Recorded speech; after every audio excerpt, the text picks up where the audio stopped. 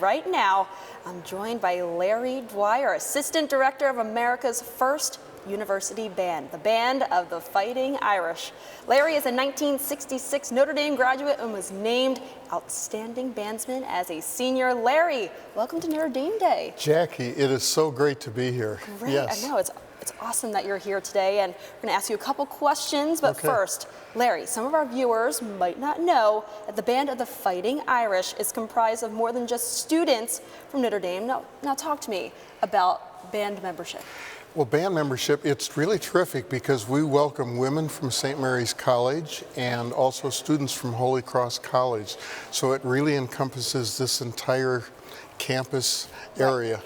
And everyone's involved. Everyone is involved, and they are totally complete band members, just like the Notre Dame students. So every year, probably about 50 St. Mary's women and maybe 15 to 20 Holy Cross students are part of the Band of the Fighting Irish. That is great.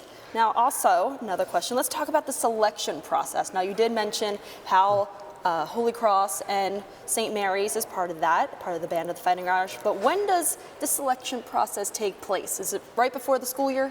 Yes, it is.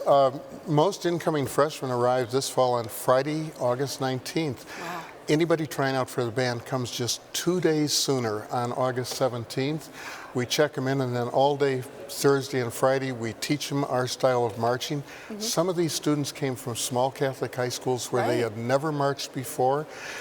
But if they are competent musicians, we can teach them to march, and essentially everybody makes the band, but not everybody makes the marching band. We also have 3 concert bands, 3 athletic bands for men's, women's basketball, hockey, which is hugely popular at Notre Dame. And so yeah, that's about it. 2 days, just 2 days to learn everything. That's 2 days. Incredible. Well, that's enough time so we can find out who's going to be able to make the band. And then over the weekend, they have freshman orientation activities. We have a few more short band practices.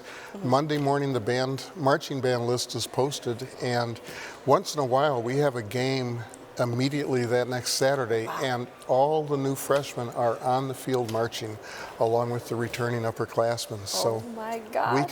they're very smart students. They learn quickly. We have a great time. Well, also, how does one go about properly lining up 380 band members in formations that constantly move and change during halftime?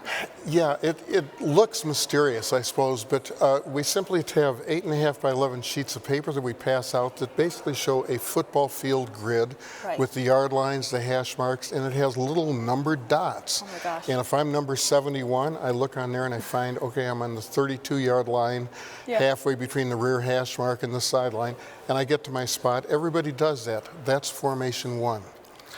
Then we look at page 2 and we see where I've moved or where each student moves.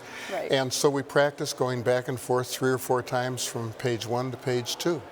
Once we have that down, we add page 3. If we have a week to get ready for a show, we'll typically do, a dozen or so different formations. If we have 2 weeks to get ready, we might do 20, 24 different formations. We can learn about 8 or 10 a night. And it's time consuming, but once we get it down and we're practicing the music with that, it all locks in. Yes, and you guys are flawless on the field. Thanks again for joining us, Larry Dwyer. I appreciate it. Thank you. It's always great talking with you. And thanks again for joining us on Notre Dame Day. Thank you, Jackie. Yeah, no problem.